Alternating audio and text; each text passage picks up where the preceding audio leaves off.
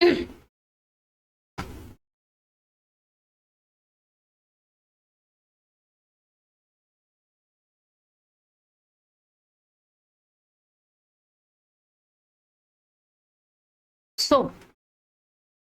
Class is start. किस चीज की क्लास ये है? Science NCERT. ठीक है, ये बाइलिंगुअल क्लास है। चैप्टर 3 आज हम लोग पढ़ने वाले हैं। ठीक, बाइलिंगुअल मतलब कि इसमें जो है इंग्लिश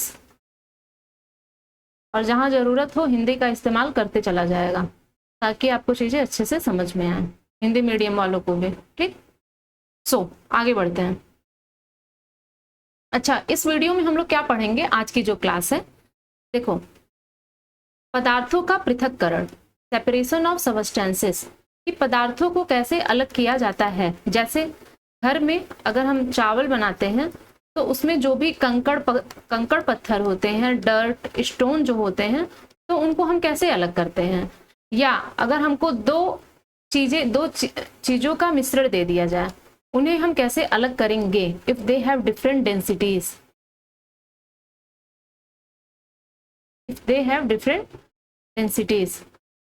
ठीक, जैसे इस वीडियो में हम लोग पढ़ेंगे इवेपोरेशन क्या होता है, वाष्पीकरण। ठीक,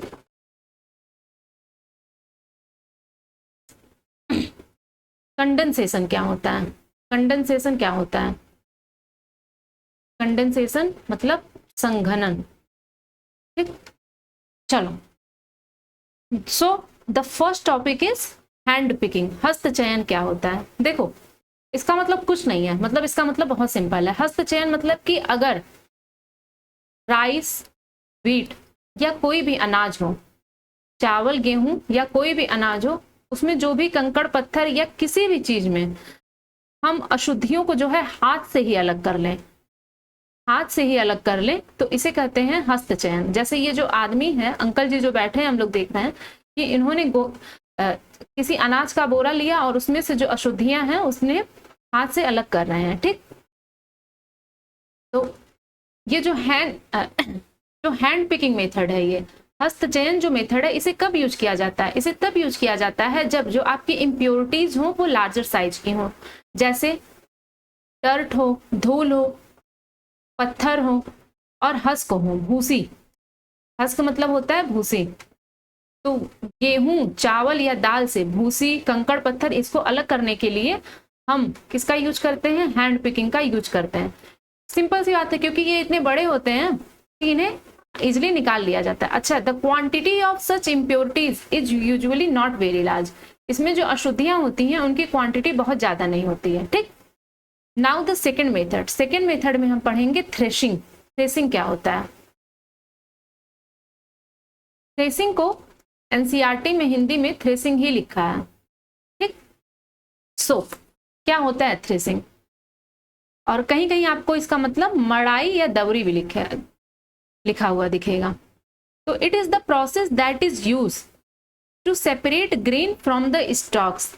अनाज से अनाज के डंठल को अलग करना ही थ्रेशिंग कहलाता है। ठीक, तो कैसे होती है ये मड़ाई या दवरी, जो थ्रेसिंग की प्रोसेस है, ये कैसे होती है? इसमें जो स्टॉक्स हैं, जो आपके अनाज का डंठल है, उसे तब तक पीटा जाता है जब तक उसमें से अनाज बाहर ना आ जाए। ठीक है, तो जैसे ये एग्जाम्पल देके बता रहा है कि अगर आप गांव में या जहां भी गेहूं निकाला जाता है, गेहूं या धान का आपने देखा होगा, जो इनका डंठल होता है जो फील्ड में होता है, तो क्रॉप की हार्वेस्टिंग करने के बाद क्रॉप की फसलों की कटाई करने के बाद उन्हें जो है, जो स्टॉक्स होते हैं, उन्हें सूरज में खूब देरी तक सुखाया जाता है और उसके बाद उसे पीट के उससे जो ग्रेन है सेपरेट कर लिया जाता है। ठीक, अब देखो, तो इसमें यही सिखा रहा है कि ये कैसे होती है प्रोसेस। ठीक है, जैसे हियर हम देख रहे हैं कि एक आदमी है जो धान से गेहूं को निकाल रहा है, सॉरी, धान से चावल को निकाल रहा है। या यार किस चीज की इमेज है ये? मतलब ये जो है अनाज के डंठल से अनाज को निकाल रहा है। अच्छा, ये प्रोसेस जो आपकी थ्रेसिंग की है ना, ये बैल भी करते हैं प्रोसेस, बैल बुलक्स भी करते हैं। कैसे कि जो बैलों का जो झुंड है उन्हें छोड़ दिया जाता है कि वो अनाज पे ऐसे ऐसे चलते रहें, तो क्या है आपका धान अलग हो जाएगा, आपका जो अनाज है वो अलग हो जाएगा और अनाज का जो डंठल है वो अलग हो जाएगा। ठीक है। सेकेंड मेथड क्या है, विनोइंग। विनोइंग मतलब होता है निष्पावन। ठीक। अच्छा, विनोइंग का यूज कब किया जाता है, it is use to separate heavier and lighter component of a mixture. किसी भी मिक्सचर के अगर हम भारी और हल्के कणों को अलग करना हो, भारी और हल्के कणों को अलग करना हो तो विनोइंग का यूज होता है। ठीक है। कैसे, अगर हम किसी भी प्रोसेस में अगर हैवियर और लाइटर मिक्सचर को अलग करें by the medium of blowing air, हवा के माध्यम से, तो इस प्रोसेस को विनोइंग कहते हैं। ये प्रोसेस कॉमनली यूज किया जाता है किसानों के द्वारा ताकि वो जो है ताकि वो जो हल्की जो भूसी से अनाज को अलग कर सके, लाइटर हस्क पार्टिकल से हैवियर सीड ऑफ ग्रेन को अलग किया जा सके। जैसे अगर मान लो हमें जो है भूसी से अनाज को अलग करना है तो हम क्या करें, हम जिस डायरेक्शन में एयर जा रही है उस डायरेक्शन के अपोजिट खड़े हो जाएं। ठीक। जिस डायरेक्शन में एयर जा रही है वापस उसके इधर हम ऐसे, ये विमेन खड़ी है, खड़े हो गए। अब हमने चला दिया, अब मान लो हवा ऐसे आ रही है, ऐसे डायरेक्शन में ऐसे हवा आ रही है। ठीक। तो मान लो हमने कोई अनाज ले लिया, कोई भी हमने अनाज ले लिया। अब जैसे मम्मी लोग को आपने देखा होगा कि वो अनाज से भूसी को अलग करती हैं, तो सूप में उन्होंने ऐसे ले लिया, अनाज को ले लिया, तो जो उसका वो है अनाज का जो डंठल है, उसकी जो भूसी है वो एक जगह गिर जाएगी, भूसी जो है वो एक जगह गिर जाएगी और अनाज का ढेर यहाँ बन जाएगा। तो इस भूसी का उपयोग जो है हम पशुओं के चारे के लिए करते हैं, फोडर्स के लिए करते हैं, और यहाँ जो अनाज है, ग्रेन है आपका, वो यूज होता है ना। तो इसमें यही कह रहा है कि ये जो हस्क पार्टिकल है, ये जो भूसी है, that are carried away by the wind, इन्हें हवा के माध्यम से दूर लेते जाया जाता है, और ये जो अनाज का ढेर है ये सेपरेट हो जाता है और एक ढेर बना लेता है जहां पे ये आपकी विनोइंग की प्रोसेस चल रही है। ठीक। और जो ये हस्क है उसे यूज किया जाता है कैटल्स के चारे के लिए। ठीक है, ये हो गया। सेकेंड हम पढ़ते हैं शीविंग, चालन। चालन का क्या मतलब होता है, देखो घर में अगर हमको कुछ बनाना होता है, मान लो हमको रोटी बनानी है, अशुद्धियां अगर हमारी छोटे छोटे हैं और जो ग्रेन्स हैं वो जनरली बड़े हैं, तो उसके लिए हम सीविंग का यूज करते हैं। ग्रेन्स जो हैं वो जनरली बड़े हैं और अशुद्धियां छोटी हैं। ठीक। या अशुद्धियां बड़ी हो गई और ग्रेन्स जो हैं निकल आ रहे हैं, मतलब डिफरेंट साइज हैं अशुद्धियों का और उस मिश्रण का जिसको अलग करना है, तो हम इसका यूज कर रहे हैं। जैसे, तो इसमें ये एग्जाम्पल देके बता रहे हैं कि अगर हमें कोई डिश प्रिपेयर करनी है आटे के माध्यम से, तो हम कोशिश करते हैं आटे में जो भी इम्प्योरिटीज, अशुद्धियां हैं और जो उसमें ब्रेन है, चोकर, ब्रेन मतलब चोकर, उसमें जो प्रेजेंट है उसको हम हटा के साफ करें आटे को, तो हम सीव, चलनी का उपयोग करते हैं ये। ठीक। तो चलनी के उपयोग के माध्यम से क्या होता है, जो इसमें अशुद्धियां होती हैं वो चलनी में ही रह जाती हैं और साफ आटा आपके पास क्या होता है, जो फाइन फ्लोर पार्टिकल है वो बाहर आ जाता है। राइट। जैसे अगर मान लो घर बन रहा है, बालू की जरूरत होती है, तो बालू को हमने चाल लिया, तो बालू में जो भी कंकड़ पत्थर है, पेबल्स और स्टोन जो है वो तो आपके यहाँ रह गए और बालू जो है साफ बाहर आ गया। ठीक है।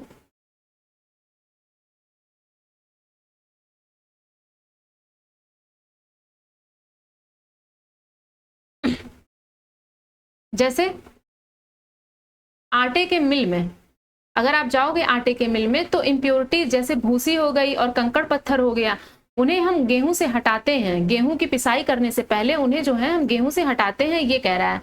तो यूजुअली क्या होता है, आप मतलब देखो गेहूं की घर में भी सफाई होती है, तो हम क्या करते हैं, चलनी हमारे पास होते हैं जिनमें बड़े बड़े छेद होते हैं, है ना, कि ऐसे ऐसे चलनी होती है जिसमें छेद होते हैं, ताकि साफ गेहूं एक जगह हो जाए और जो अशुद्धियां एक जगह हो जाए। ठीक है। तो ये जो चलनी है आपकी क्या क्या हटाती है, स्टोन्स, भूसी एंड हस्क जो स्टिल प्रेजेंट रहते हैं वीट के साथ आफ्टर थ्रेसिंग एंड विनोइंग, मड़ाई या दौरी और निष्पावन के पास जो प्रेजेंट होती हैं आपकी अशुद्धियां निष्पावन के बाद, उनको हटाने के लिए यूज होता है। ठीक, तो इसमें ये एग्जाम्पल देके समझाया गया है कि कैसे हम अशुद्धियों को हटा रहे हैं। ठीक, तो सीविंग का यूज कब किया जाता है? जैसे देखो इसमें बता रहा है कि सीविंग का यूज हम तब करते हैं जब किसी भी मिश्रण के कंपोनेंट के डिफरेंट साइजेस होती हैं। ठीक, नाउ एक प्रोसेस अब हम पढ़ेंगे, 3 प्रोसेस पढ़ेंगे, सेडिमेंटेशन, डिकैंटिनेशन, फिल्ट्रेशन। सी, सेडिमेंटेशन को हिंदी में कहते हैं अवसादन। अवसादन का मतलब क्या होता है कि अगर कोई भी मिश्रण है उसमें हम पानी मिलाएं, ठीक, तो जो भारी कंपोनेंट है वो सेटल्स हो जाए, दैट सेटल्स, वो नीचे ही जमा हो जाए, तो इस प्रोसेस को हम कहते हैं सेडिमेंटेशन। सेडिमेंट हो गया, अवसादित हो गया। ठीक, और अगर वाटर को उसकी अशुद्धियों के साथ निकाल लिया जाए तो इस प्रोसेस को हम कहते हैं डिकैंटिनेशन, निस्तारण। ठीक, इसी प्रिंसिपल का हम यूज करते हैं 2 लिक्विड को अलग करने के लिए जो एक साथ मिक्स नहीं होते हैं। जैसे अगर आपको ऑयल, तेल और पानी को अलग करना है तो आप कैसे अलग करते हो? इस मिश्रण का उपयोग करके। कैसे? देखो बताते हैं, ये है।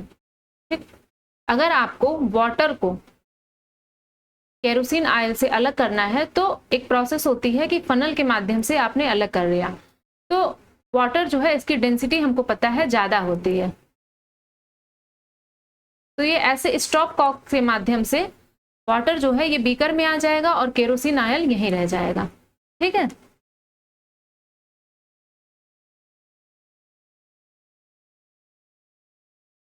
अच्छा देखो सेडिमेंटेशन में बता देती हूँ इजी लैंग्वेज में घर में कैसे होता है। अगर चावल की धुलाई, घर में अगर राइस बन रहा है, चावल की हम धुलाई कर रहे हैं, ठीक, मान लो हमने भगोने में चावल लिया और उसको खूब धो दिया, तो चावल क्या है, भारी होने के कारण आपका नीचे जमा हो जाएगा और अशुद्धियां जो है हम उसको पानी के साथ छान लेते हैं। तो ये जो पानी के साथ छानने वाली प्रक्रिया है ये आपके निस्तारण कही जा रही है। लेकिन ये जो चावल जमा हो रहा है इसे हम क्या कह रहे हैं? सेडिमेंट कह रहे हैं। जैसे अगर आप सैंड प्लस वाटर को मिक्स करो तो सैंड आपका क्या है, नीचे जमा हो जाएगा और वाटर जो है वो ऊपर रहता है, तो ये भी प्रक्रिया क्या है, सेडिमेंटेशन है। ठीक,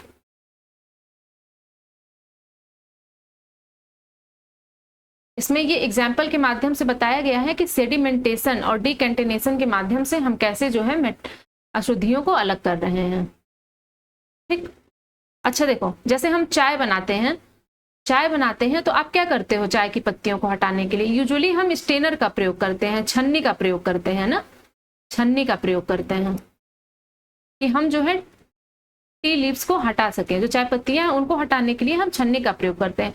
तो आप डिकैंटिनेशन प्रोसेस का यूज करो, तो डिकैंटिनेशन प्रोसेस में क्या होगा कि अगर मान लो आप चाय को छानने के लिए आप जो है ऐसे ही हाथ लगा के आप चाय को छान ले रहे हो कि मतलब जो अशुद्धियां हैं वो रुक जा रही हैं, तो भी आप देखोगे कि कुछ अशुद्धियां हैं उसमें। मतलब यहाँ पे अशुद्धियां कहने का मतलब है कि कुछ चाय पत्तियां हैं अगर आप डिकैंटिनेशन माध्यम का यूज कर रहे हो। पानी के साथ आप या आप एक साथ सोचोगे भारी चीज रह जाए तो उसमें भी आपके चाय छानते वक्त आप ये सोचो कि हाथ से आप पत्तियों को निकाल ले रहे हो या रोक ले रहे हो तो चाय पत्ती वो रह जाएगी चाय में।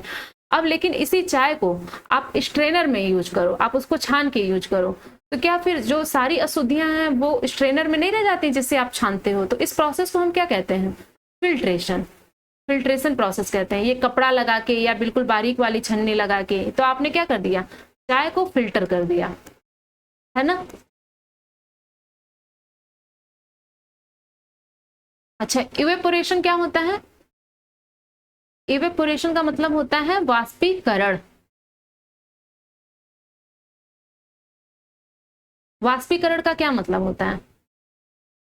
पानी हम घर में उबालते हैं, कभी कभी हमारे पेट में डॉक्टर बता देता है कोई दिक्कत है तो हम पानी उबाल के पीना शुरू कर देते हैं, ठीक है। तो पानी हम उबालते हैं, तो पानी की जो उबलने की प्रोसेस होती है इसी को हम कहते हैं, पानी अगर भाप में परिवर्तित हो रहा है तो इसे हम कहते हैं वाष्पीकरण, evaporation. Conversion of water into water vapour is called evaporation. जैसे देखो, अगर आप समुद्र के पास जाओगे, समुद्र से समुद्री नमक कैसे बनाया जाता है, समुद्र के पानी से समुद्री नमक कैसे बनाया जाता है? हमने लिया साल्ट वाटर, उसको हमने इवेपोरेट कर दिया। तो अगर मान लो पानी जो है भाप बन के चला गया, तो यहाँ क्या बचा? साल्ट बचा, है ना। तो मतलब जो मेकिंग सॉल्ट है from the salt water, it is example of evaporation. ये वाष्पीकरण की क्रिया है, ठीक। कंडेंसेशन, संघनन क्या होता है? संघनन, आप मुझे ये एक बात बताओ, बारिश होना किसका एग्जाम्पल है? क्या इसमें दोनों चीजें इस प्रोसेस में हैं, इवेपोरेशन एंड कंडेंसेशन? पहली बात तो इवेपोरेशन और कंडेंसेशन ये वाटर साइकिल के पार्ट हैं। जब हम लोग इन्वायरमेंट पढ़ेंगे ना, जल चक्र, उसके पार्ट हैं, ठीक। अच्छा, कंडेंसेशन का पहले मतलब देख लेते हैं। देखो, इवेपोरेशन में हमने पढ़ा कि वाटर को हम वाटर वेपर में बदल रहे हैं, तो वो इवेपोरेशन है। कंडेंसेशन में क्या है? वाटर वेपर को हम फिर उसके लिक्विड फॉर्म में बदल दें, तो ये क्या है? कंडेंसेशन है, ठीक है। अगर जो आपका वाष्प है, आपका जो भाप है, वो पानी में बदल जाए, तो इस प्रोसेस को हम संघनन कहते हैं, ठीक। वाष्प अगर आपका पानी में बदल जाए तो इसे हम संघनन कहते हैं। तो जो आपकी बारिश की प्रक्रिया होती है ना, condensation play a major role. कि वायुमंडल में ढेर सारे जो आपके वाटर वेपर होते हैं, फिर उनसे ड्रॉपलेट बनता है और वो ड्रॉपलेट जमीन पे आने लगता है, ठीक। अच्छा, सैचुरेटेड सोल्यूशन क्या होता है? सैचुरेटेड सोल्यूशन, सैचुरेटेड सोल्यूशन इसका मतलब होता है, मैं बताती हूँ। सैचुरेटेड सोल्यूशन का मतलब होता है, एक मिनट,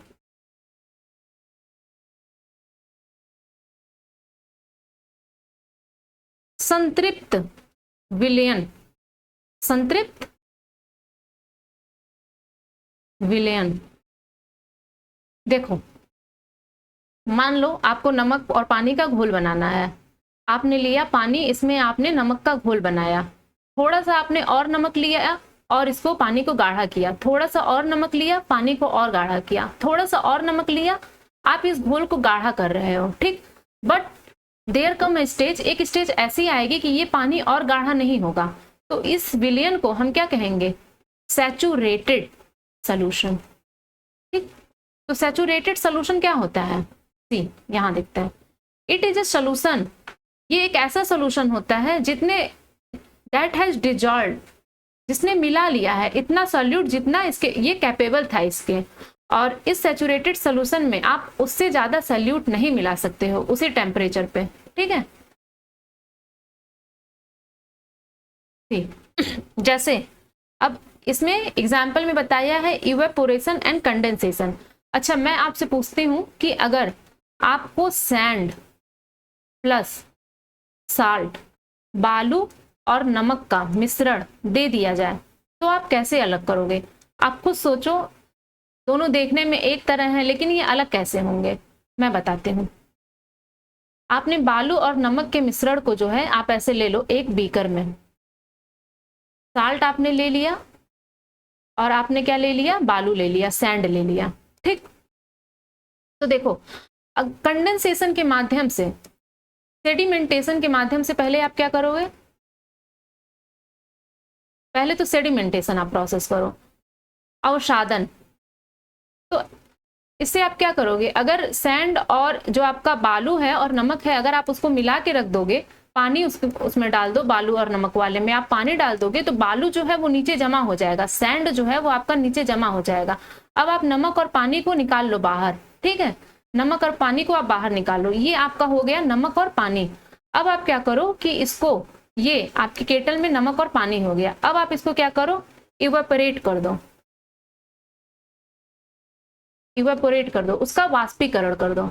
वाष्पीकरण मतलब क्या होता है कि पानी को हम जल वाष्प बना रहे हैं। अब ये पानी आपका उड़ गया, इसको हमने जल वाष्प बनाया, ठीक है, तो इसमें आपका क्या रह जाएगा, साल्ट रह जाएगा, है ना, पानी तो उड़ गया। बट अब अगर आपको पानी को भी एकत्रित करना है तो आप जो है एक प्लेट ऐसा लेके आओ, केटल लेके आओ, उल्टा प्लेट लेके आओ, थाली लेके आओ, कुछ भी, जिसमें आप जो है बर्फ के कुछ टुकड़े रखो। और जब आप इवेपोरेशन की प्रोसेस कर रहे हो तो इस बर्फ के टुकड़े को ऐसे उल्टा करके रखो इस पे, तो आप देखोगे ये जो पानी है ना धीरे धीरे इस पे जमा होता जा रहा है। बगल में आप बीकर लगा दो तो ये पानी वापस जो है आपका धीरे धीरे यहाँ पे दूसरे बीकर में वापस आ जाएगा। ठीक, तो जैसे हम लोग दूध उबालते हैं तो देखते हैं दूध उबालते वक्त क्या होता है, जो ढक्कन होता है दूध पे रखा होता है उस पे पानी के कुछ कण जमा हो जाते हैं। तो ये जो कण होते हैं, ये वाटर वेपर, जो हमारा वाटर वेपर है, हमारा वाष्प है, वो पानी में फिर से बदल गया है। ठीक है, यही है आपकी कंडेंसेशन की process. So this was all for today. अच्छे से पढ़ते रहिए। एनसीईआरटी चैप्टर 4 वो भी क्लास आज होगी, ठीक है। सो अच्छे से रिवाइज करते रहिए। आज के लिए इतना ही। Thank you.